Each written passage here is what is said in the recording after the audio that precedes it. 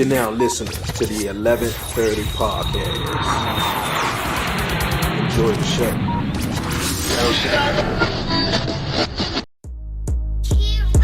I'm from the city, DC, that's where I'm from. 1130 podcast, Dre and Willsy is the one. Let's get it, yeah. Who with me? Let's get it, yeah. Who with me? I'm from the city, DC, that's where I'm from. Let's get it. 1130 podcast, Dre and Willsy. Yo, what it do, everybody? It's your man Drake, aka Drake on Wheels, back at it with another one. Welcome everyone to the 1130 podcast. What's good, everybody doing out there? Appreciate everyone tuning back in. If you're new to the show, if you haven't done so already, please do me a huge favor. Hit that subscribe button down below. Like it, leave a comment, and share it. And also, don't forget to follow the 1130 podcast on all social media platforms. But you guys, man, you know what time it is. It's not 7:30, it's 11:30. I'm excited. Got an awesome guest, you guys, that's joining me on this week's episode of the podcast. She's the founder, CEO of A Driving Single Parent, you guys.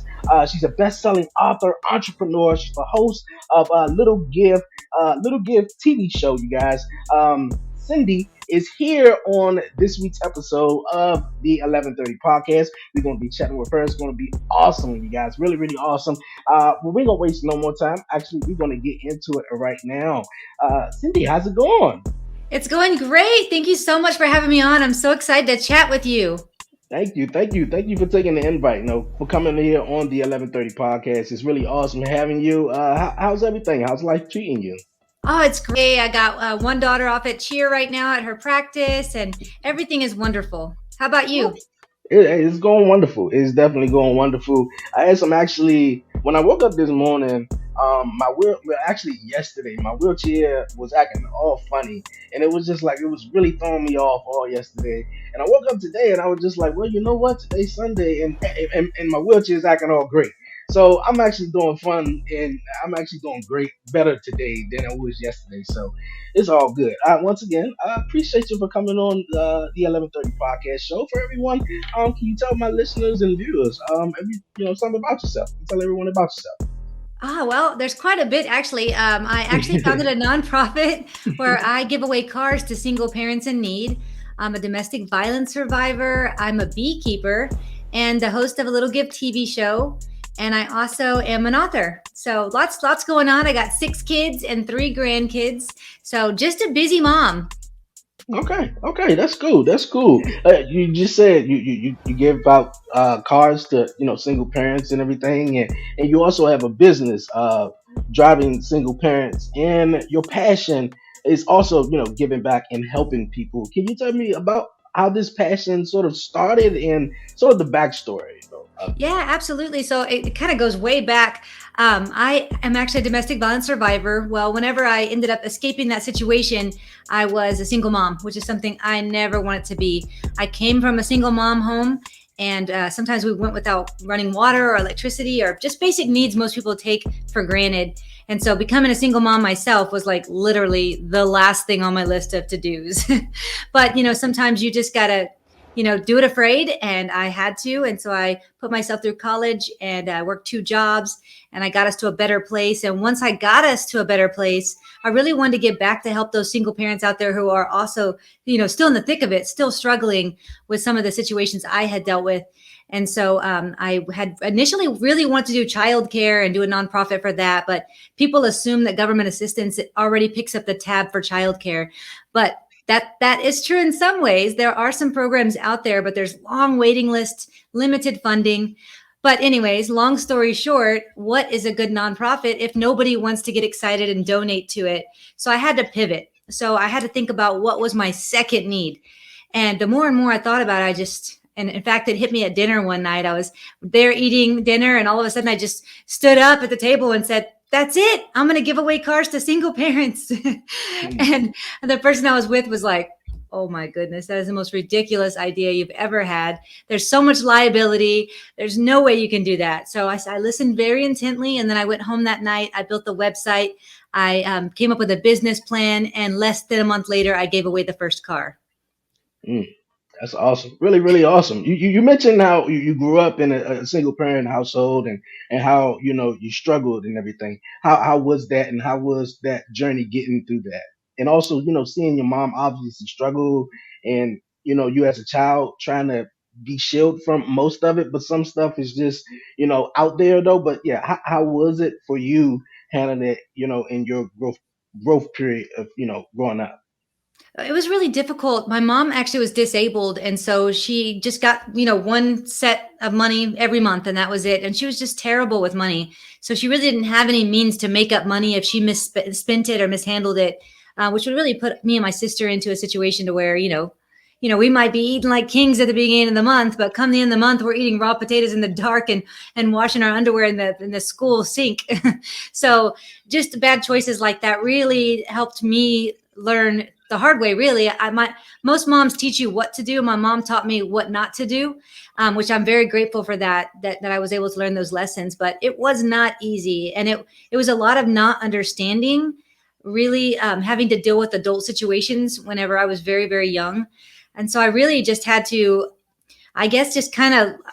I think at one point in my life, I remember, and I definitely remember going up to people and asking them, like, how did you, get that nice car? Because we didn't have a car most of the time. And if we got one, it was repossessed very quickly thereafter. So I would walk up to people and like, wow, how'd you get those nice shoes? How'd you get those clothes? How'd you get your hair so clean? I just really asked because I wanted to know, because I knew that, like, hey, when I grow up, like this isn't going to work for me. I'm going to have to do something different to get myself into a better situation. I dig it. I dig it. I like how you were determined to, you use your past and everything that you've been through were to strive you and push you forward to succeed, and not wanting to, live that life again. And you also said how you are a single parent and you grew up with a single parent, grew up with a single parent, and now you just said you were in a abusive relationship and Mhm. stuff like that. Can you talk about that? And I commend you on starting this foundation on giving away cars for single parents, and but yeah, can you speak on that?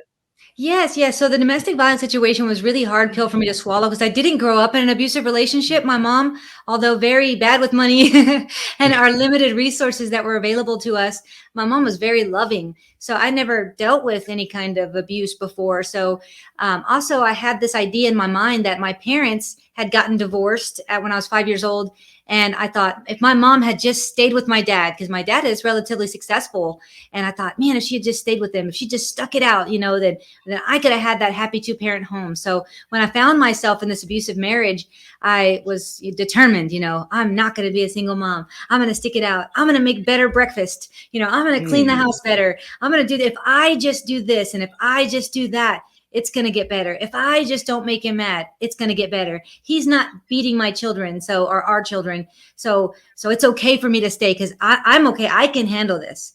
And so it was literally a moment I was actually folding clothes in the living room and watching TV, watching Dr. Phil. And I and Dr. Phil says, it's better to come from a broken home than it is to grow up in one.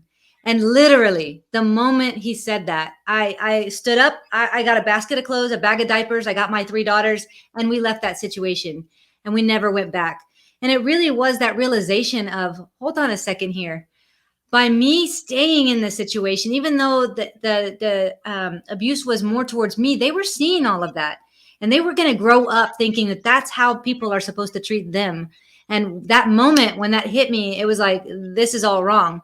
What am I doing here? So I escaped that situation and went off, and immediately went back to my childhood of, in when I was in the thick of that and going through that abuse, I was being told, you're going to, grow up, but if you ever leave me, you're going to be a single parent. You're going to end up on welfare. You're going to be on food stamps. You're going to be a nobody. You're going to be a loser. You're going to be all of these things. Nobody wants you. You're ugly. You're stupid. So I already had all of this conditioning going on inside my mind. As I'm strapping my daughter she was 5 months old at the time. I'm strapping her into the car seat as we're about to leave. And it's like really hitting me that, like, oh my goodness, I am going to be a single mom now. And I am going to have my daughters be, in a bad situation for a while. And I am going to be in, am I good enough? And can I get through this? And I just decided, like, I'm just going to do it. So I went off and I worked 2 jobs and put myself through college because, like I said earlier, I was bound to determine that I was going to make my daughters proud. And I was going to be in a bad situation for a little while, but it wasn't going to be forever. So I worked really, really hard to get myself out of that situation. How was it handling that fear of sort of the unknown of just leaving everything you sort of known? And shout out to Dr. Phil, it's an awesome TV show host. I love it. But yeah, I was handling all that fear because you grew up, like you said, in a single parent household. Did you have any relationships with your dad also? When I was growing up, I really didn't have a close relation with my dad. I didn't go see him very often. He kind of had his own life, and him and my mom didn't get along. So again, one of those kids that get caught up in adult problems. And so I didn't really have a relation with my dad growing up. Now my dad's like one of my best friends. So that's we have a fantastic relationship now. But at the time, that didn't help me a lot when I Yeah. was younger. So in that moment, as I'm driving away from this, leaving this life, this life I had built, this thought what I thought was going to be my knight in shining armor and my perfect white picket fence home. When I was leaving that, I was literally thinking back to myself about I never want my kids to come from a single parent home, and I never wanted them to have to tell that story that my mom and dad got divorced, and I didn't want them to tell that story. But what I realized was the story they were going to be telling is the story of mommy getting beat up every night and mommy getting drugged down the stairs by her hair and mommy this and mommy getting hurt this way and that way and the screaming and the shouting. And that story was far worse than mommy having to work 2 jobs and going to college. Was it also a fear because you stayed in the relationship because you didn't, grow up with your dad, and you also wanted your kids to have their dad in their life? 100%, 100%. That's what I wanted. I didn't get married with the intention of getting divorced, which is later on. Of course, I founded the nonprofit. We've been giving away cars for 6 years, and later on, I was approached and asked if I would write a book, co-author a book called "Shattering the Stigma of Single Motherhood," and I didn't want to. I was like, I'm no author. I don't know how to do that. No. And anyways, but then I realized, like, I do want to shatter that stigma because so many people look at single parents and think, like negative thoughts. And it's really sad because, again, I didn't choose to be a single parent. It was a no doing of my own, except Yeah. for picking the wrong men. But that wasn't my choice, really. And now giving away these cars, the first car we gave away went to a single dad who actually got hit by a drunk driver. And Oh, in wow. that accident, he lost his car, his wife, and his right leg. And so made him a single dad with a lot of challenges overnight. He didn't make that choice. We have other single parents who have had, their loved one died from cancer. They have suicide. We have so many different people who apply for our services who have gone through things that made them single parents. Not that anybody wakes up in the morning and says, you know what I'd like to be today? I really want to be a single parent. Nobody does that. So I really like the idea of shattering the stigma. So that's why I agreed to do that book project.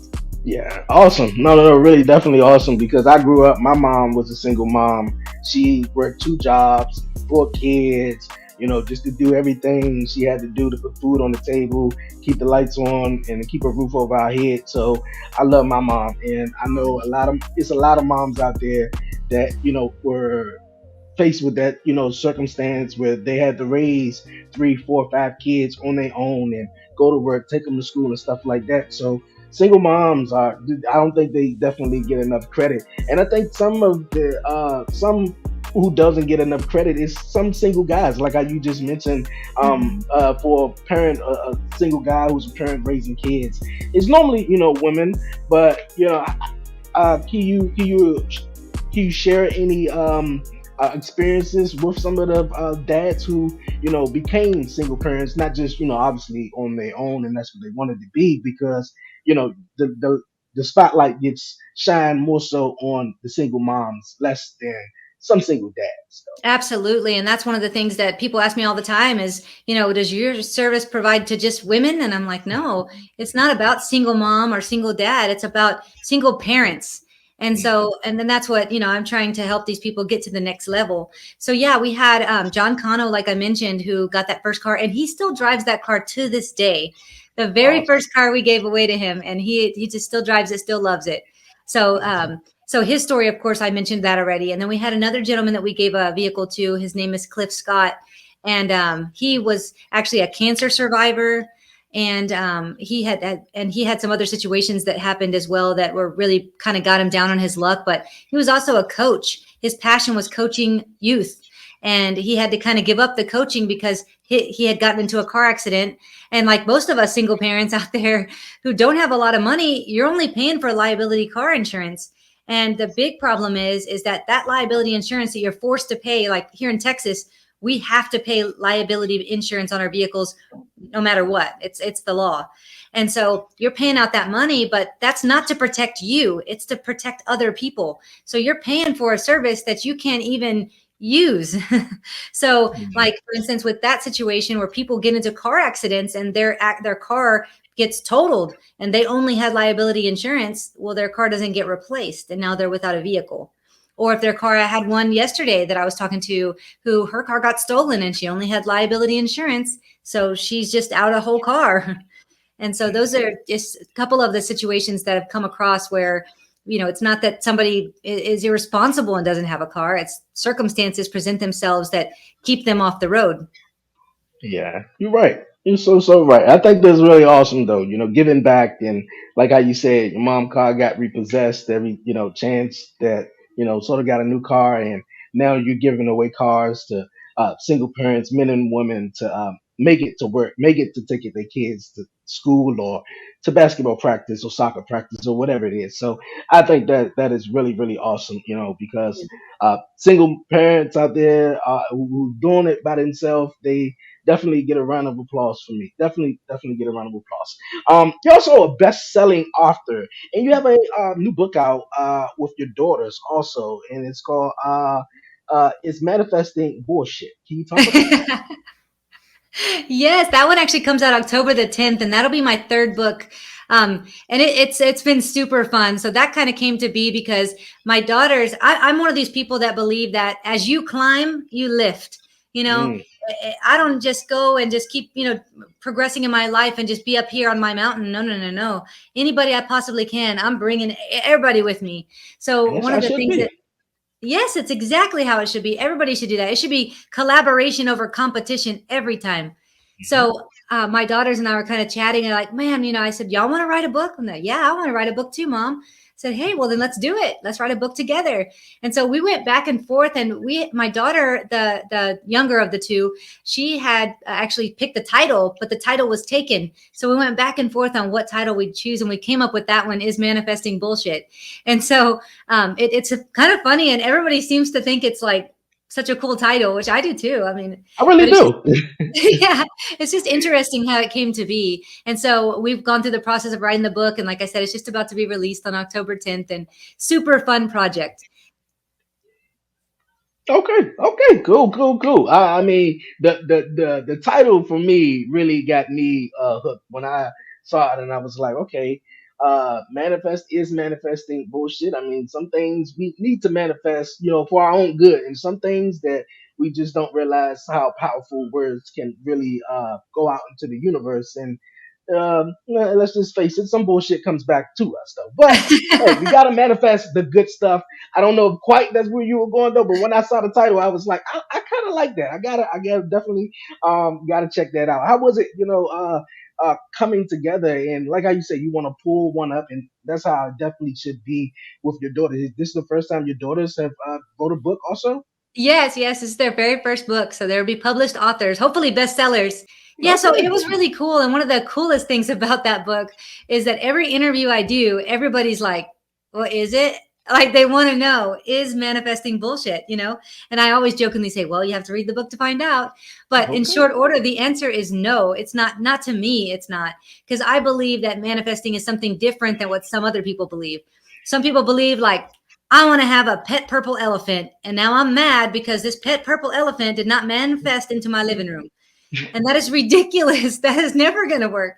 Manifesting is more about figuring out what you want, setting your intentions, and then taking actionable steps towards that goal every single day. And if you do that, you can make your wildest dreams come true. And I know it because I've done it.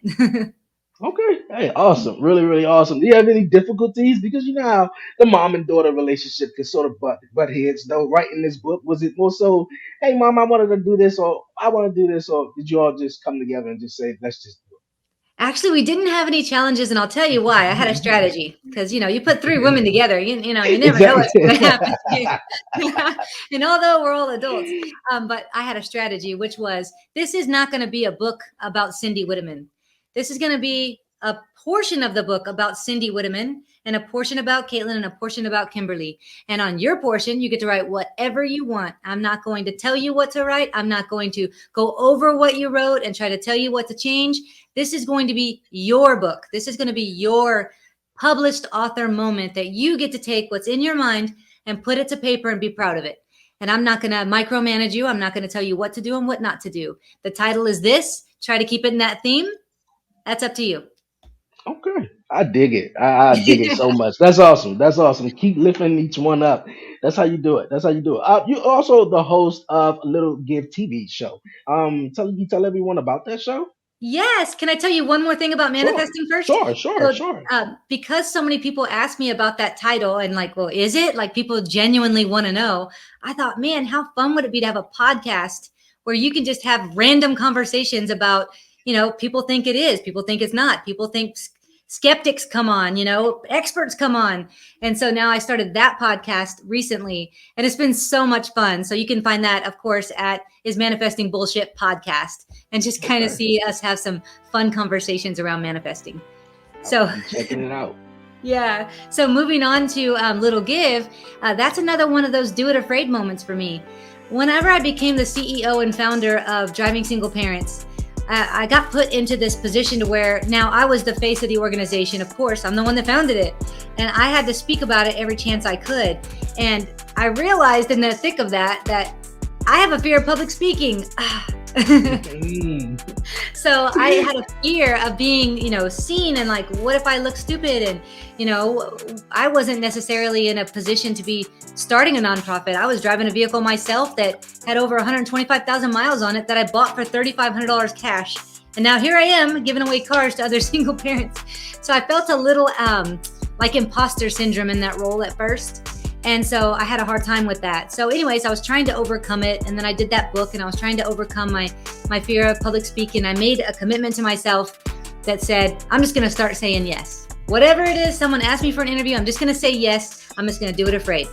So very short order after that, the people I published the book with at She Rises Studios came to me and said, Cindy, one of our dreams is to start our own network. So we're starting a new network called Phoenix TV, and it's a mommy-daughter who own this She Rises Studios.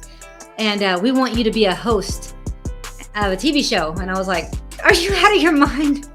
I have a fear of public speaking. I have no radio, no TV, no experience. Why in the world would you want me?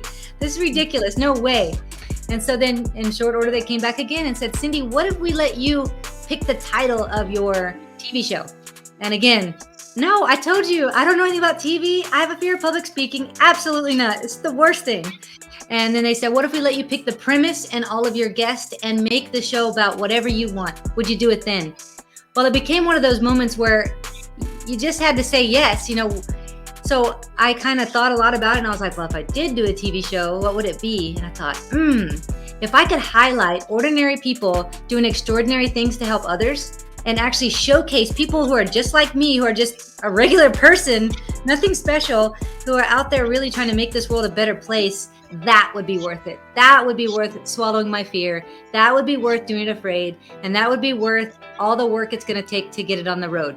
So I said yes, and I've been doing Little Give TV show ever since. Yeah, awesome. Awesome.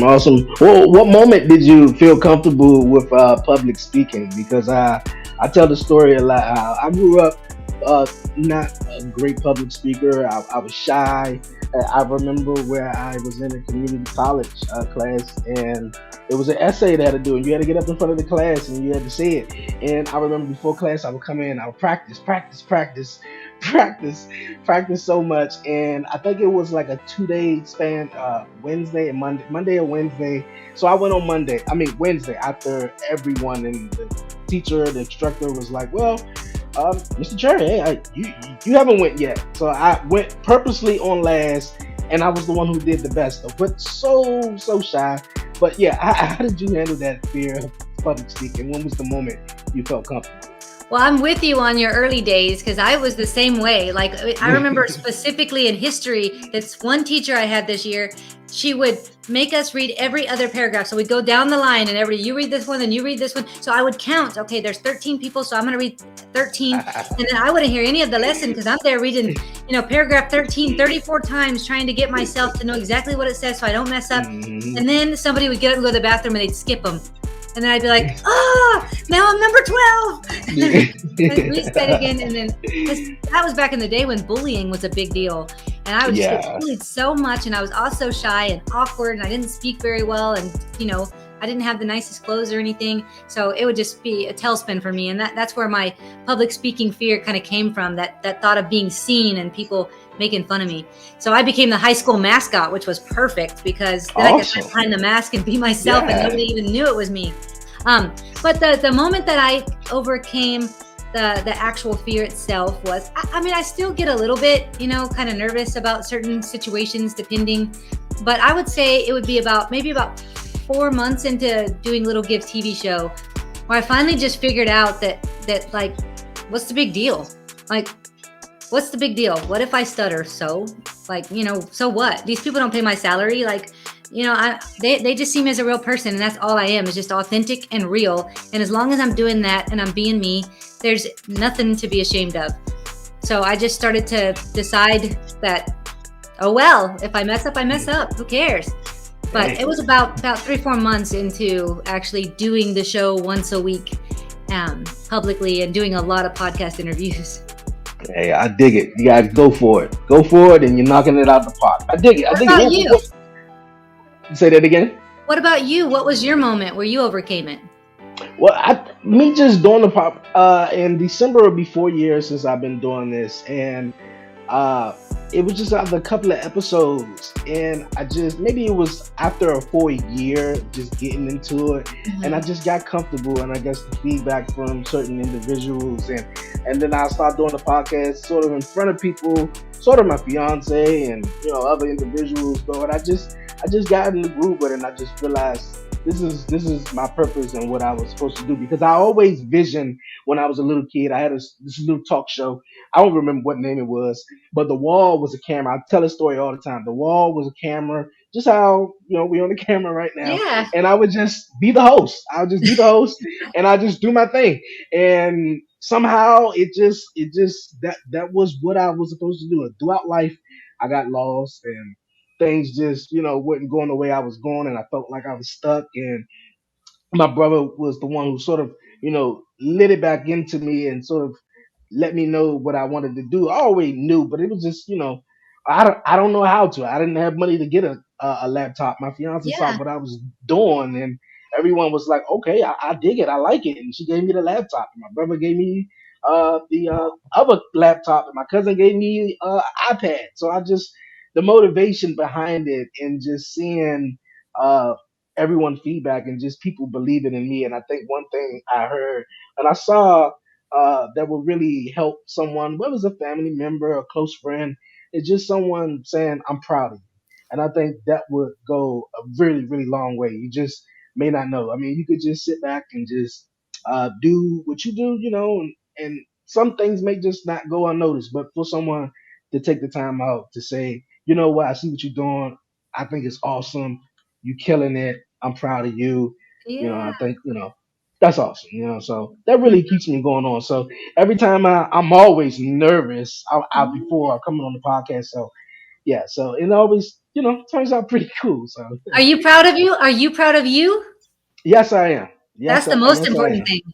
Yes, I am. That's Yes, I am. awesome.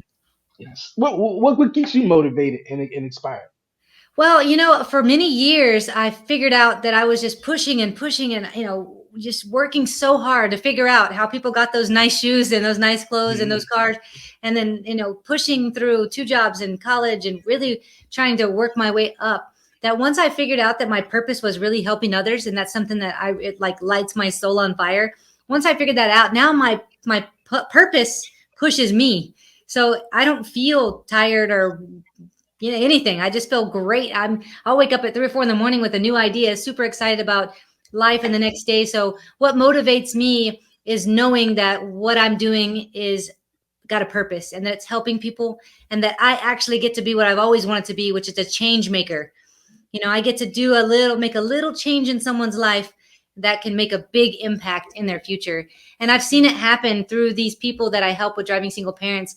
We had one who graduated college, or we've had several actually graduate from college since they got their car. We have one buy her first home. We've had a few get married. We've had so many success stories. If you don't mind, I'd love to share a story about a most recent Sure, giveaway. sure. Okay. So there's a young lady who joined our board. We gave her a car in 2020. After she received her car, she wanted to get involved and join our board of directors.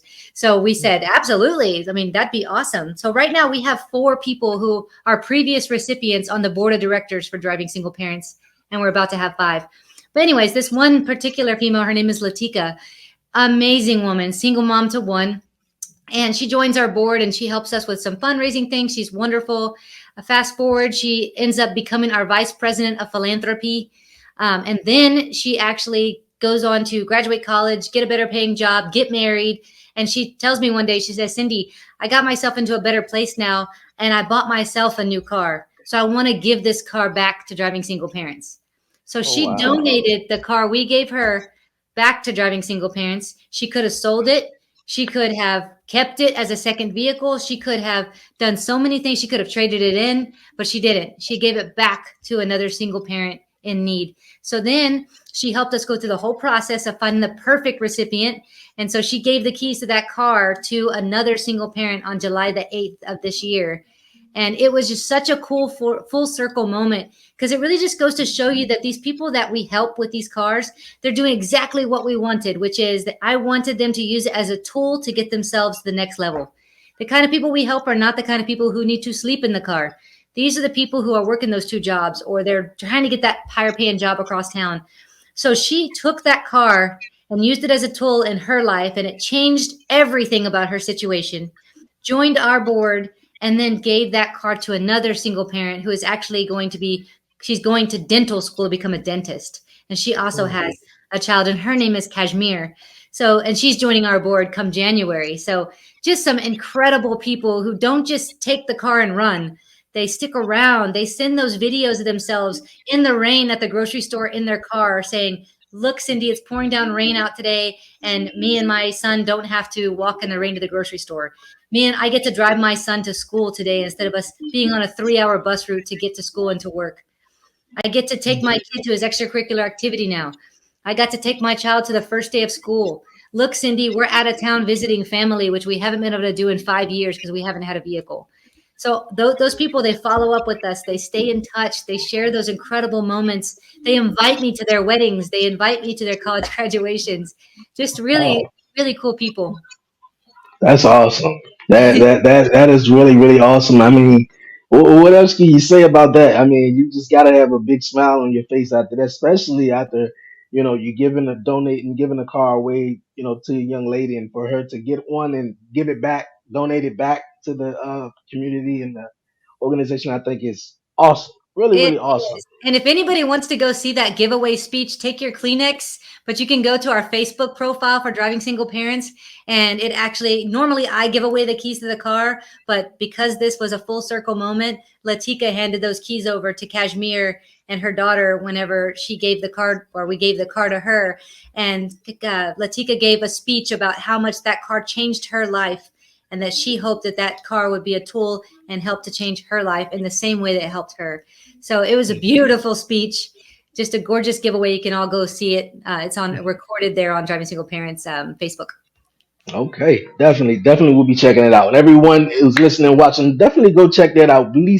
Definitely make sure you have your tissue in hand. The links will be down below. We're gonna move on here on the 11:30 podcast. Cindy, are we gonna mix it up this time here on the show? Usually, I have the hot seat, but we're gonna have some fun here, and we're gonna play a game of Would You Rather.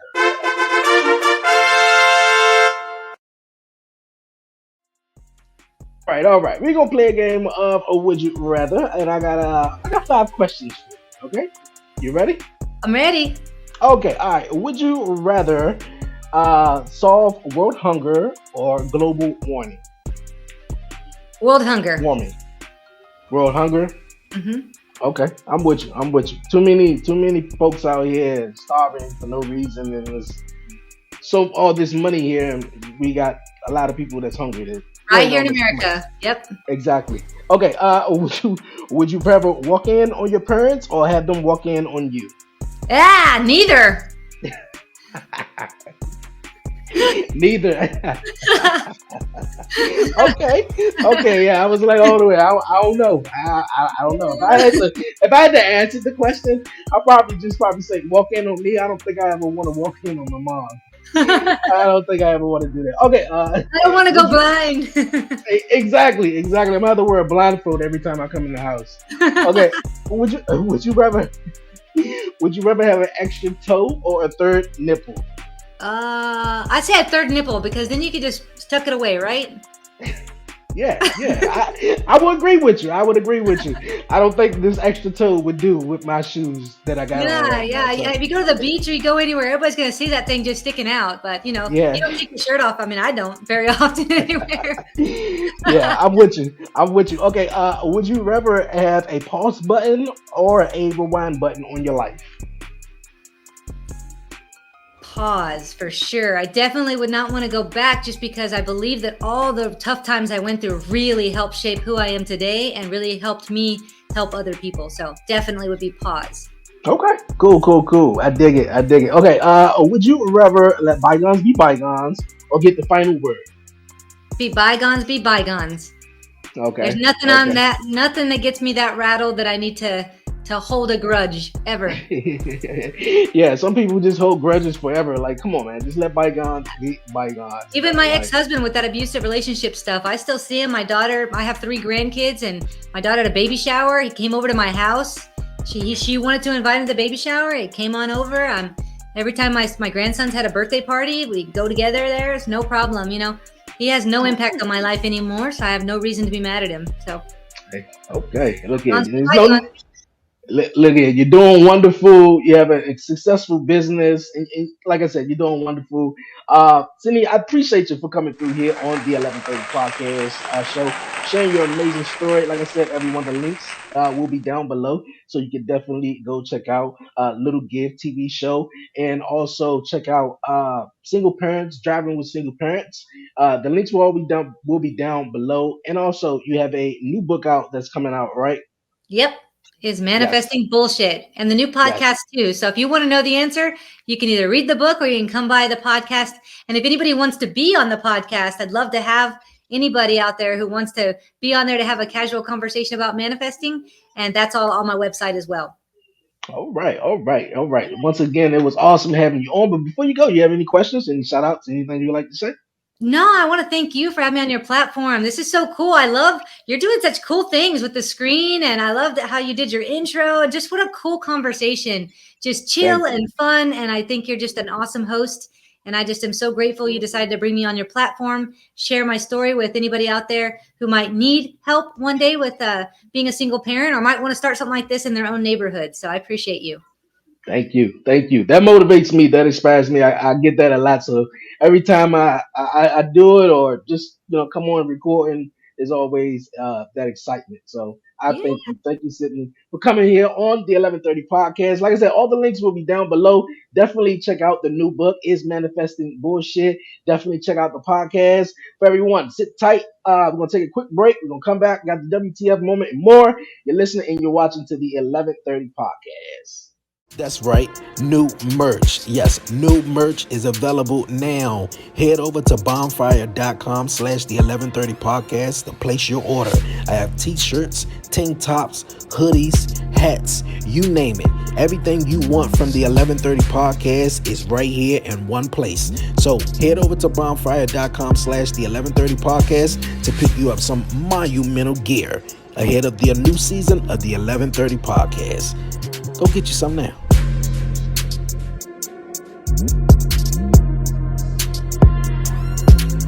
TV is more than cable for less than cable. More unexpected plot twists, Ooh. less unexpected fees. More committing to new shows. Ooh. Less committing to an annual contract. More being held in suspense.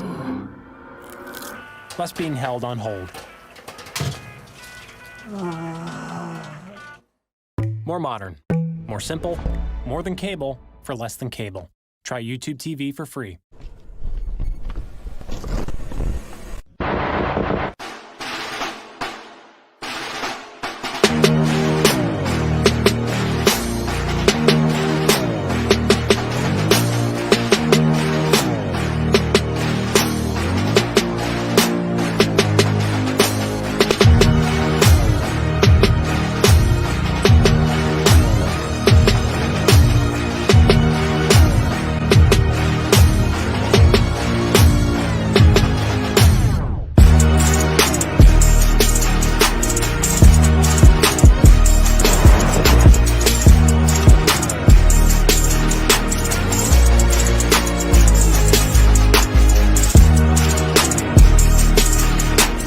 People, what's good? What's happening? What's going on? Yo, it's me, Brian B.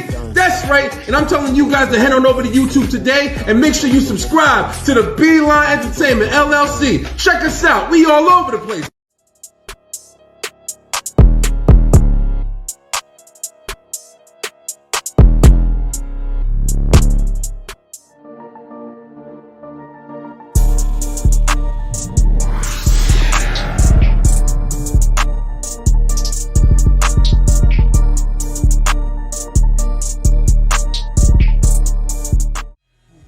Yo, what up? This your boy Kendall Stones, aka Coffee Weaston. This your boy D.O.E. Good Brother Bowl. And we are the Dirty Hills. You already know, man, you tuning in to 11:30 podcast. Not 7:30, but 11:30. Dude, that's my job. Not 7:30, but 11:30. Yeah. And you have been Dirty Hills approved. Yo, we back here on the 11:30 podcast. Appreciate everyone sticking with me throughout the short break, man. Yo, I had to switch up my hoodie, man. My woman needed my hoodie. It's cold outside. She said, man, I don't have a hoodie. Took her, actually it was her hoodie. I was just using it. But enough of that. Great show. I appreciate everyone tuning in. Sydney, thank you for coming through here on the 11:30 podcast show this week. Great time chatting with you. Awesome time. All the links will be down below, so you can definitely go get a copy and definitely catch up with Sydney on all her social media platforms. But you guys, like I said before the break, man, I can't roll up on out of here without the WTF moment of the week, you guys. So you know what time it is. It's time for the WTF moment of the week, you guys. Yes, WTF moment of the week. Now, I might be a little late with this one, and actually, I meant to actually share it last week here on the podcast, though. But man, over the last couple of weeks or so, swirling on social media, and you know, it's 2023, it's November. The year's, it's coming to a close, but times have changed. And in this post, and you guys see right here, in this huge list that just blew my mind. I had to ask Babe. I was like, hey, these are problems? He's like, nah, okay. There's just certain women, man. I guess they just getting too sophisticated. I guess too bougie, and I guess nothing is good enough. These lists right here. I guess the new list where you're not supposed to take your first date or a date. Cheesecake Factory, though, man. Like, Babe loved the Cheesecake Factory. I mean, like, she loved the Cheesecake Factory, dog. I remember our first date when we got together. I don't think it was our first date, but I know we went out to TJI Fridays, and man, we'll never forget it because it was so funny. A fight literally broke out like a couple of feet away from us, and I was like, wow, like this is something else. And TGI Fridays though, Buffalo Wild Wings though, man, like, come on, man, like, the Cheesecake Factory literally blew my mind though. I think that was up there on the list. All these doesn't make sense though. I mean, like, some women are too good to just like, yo, let's get some tacos, let's chill for the night or whatever.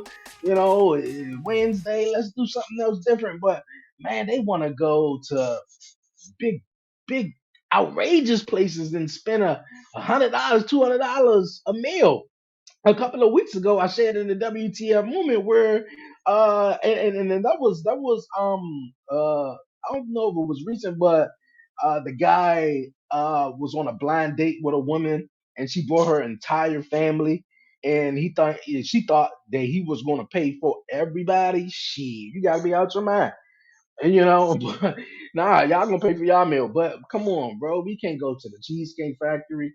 We can't go to Buffalo Wild Wings. We can't go, I mean, Red Lobster up there too. I ain't never been to Red Lobster though.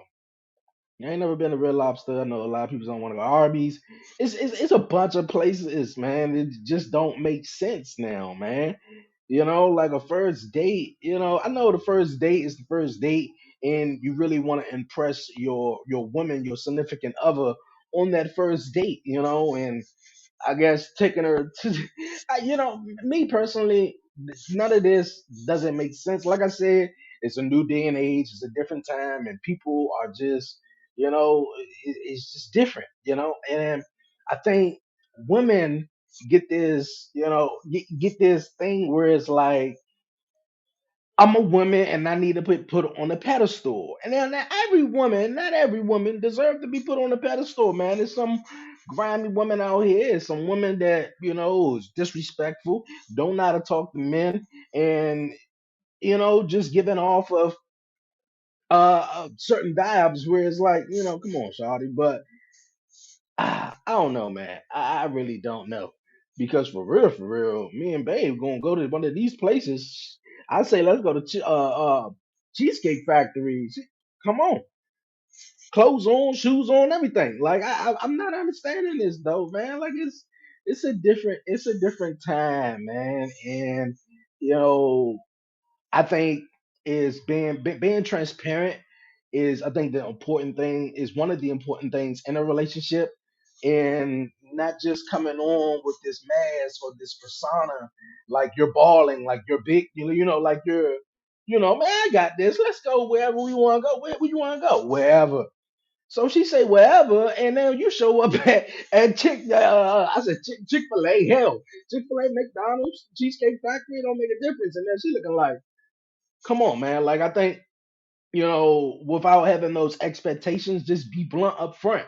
Look here, man, I ain't got a job, or whether I got a job. And I know as men, we want to have a job, we want to be stable, have a house, have a car, and all these other things, though. But I just want to say to the brothers out there, man, just because you don't have a car, just because you don't have a job at the moment, or whatever the case may be, man, that doesn't make you less of a man.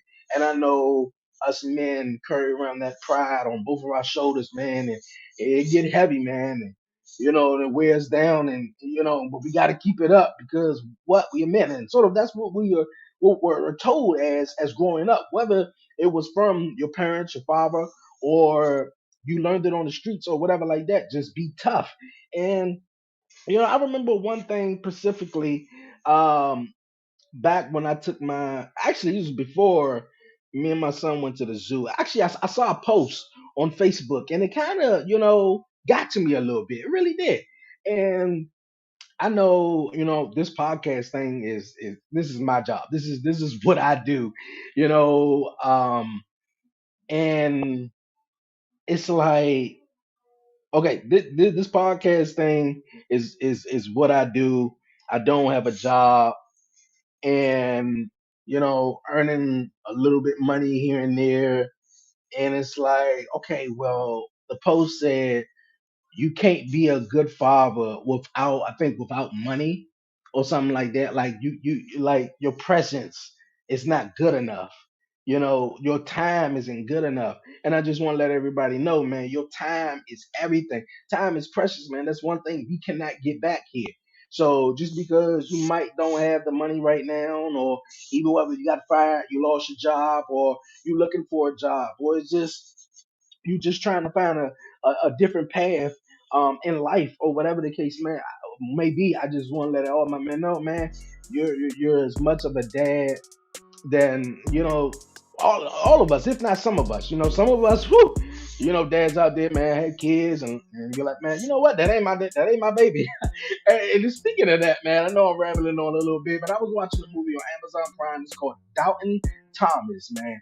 Doubting Thomas. I don't want to get too much out though, but it was a couple who found out they were having a baby, and the dad had some troubles getting there to the hospital. But when he got there to the hospital, um, he found out that the baby wasn't the same race as him. And come to find out that the mom was actually, a different race. And yeah, I don't want to give too much out, but I'm just gonna say this, man.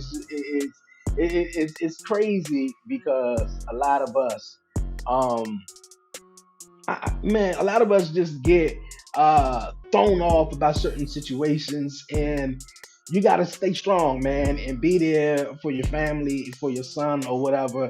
The man didn't want the baby because the baby was black, and he was like, hold up, wait a minute, I'm white, you white, why we making black babies? Come to find out, the mom is actually black. She had black and white, but if she black, she got some black in her, she black. And he was confused about it though.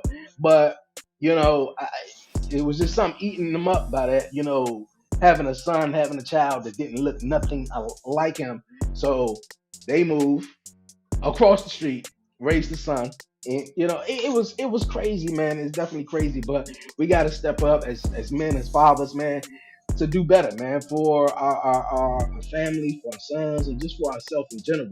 And for all the moms out there, man, give yourself a pat in the back, man, because you are definitely awesome, man. For real. My little man was Steven the other day, and I looked at baby, and I was like, you got it, man. I tell you, you got it. You got it, man. But WTF, man, like I said, it's a different day and age, man. Cheesecake Factory is definitely not a bad spot on the menu. Not none of them, man. For real. All right, you guys, man, great show. Shout out to Sydney once again for coming through here on the podcast show. Also, you guys, man, pick up some merch, man. The links are in my bio on my social media pages, Facebook, Instagram. Definitely bonfire.com/the1130podcast. Pick you up some merch, man. For real. Before I get on out of here, man, don't forget to follow the 1130 Podcast on all social media platforms. Follow me on X at the 1130 Podcast, on Facebook, like the 1130 Podcast on Facebook, and also follow me on Instagram at the 1130 Podcast _ yes, and on TikTok at the 1130 Podcast. Great show. Thank everyone for definitely tuning in, you guys. Also, thank everyone for tuning in to Talk Pro Wrestling Live Saturday, where I did the review of Crown Jewel. Decent premium live event. And also, shout out to Universal. Yes, that's her name. Awesome woman coming through on the podcast, sharing her story and how she got into wrestling and talking about the Attitude Era, LA Knight, and AEW and more. So definitely that. Commission Talks is live this week on the 1130 Podcast. So definitely tune in and catch the guys, myself, Brian B, Warren Marlowe, and Blackheart talk our crap about wrestling, man, for real. But until then, you guys, I'm about to head on out of here. Stay blessed, stay safe, give all the glory to God, man. Won't he do it? Yo, until next time, it's your man Dre, a.k.a. Dre on Wheels. I'm out. I'm from the city, DC, that's where I'm from. 1130 Podcast, Dre on Wheels, he is the one. Let's get it, yeah. Who with me? Let's get it, yeah. Who with me? I'm from the city, DC, that's where I'm from. Let's get it. 1130 Podcast, Dre on Wheels, he is the one. He the one, nigga. So let's Breeze, baby. He the one. Who with me? So Breeze, baby. Let's get it. You with me? Yeah, they gon' hate, but they ain't stopping this. I'ma keep making hits. Dre and Wheels, you know it ain't no copying. Was you sitting there on the carpet with us?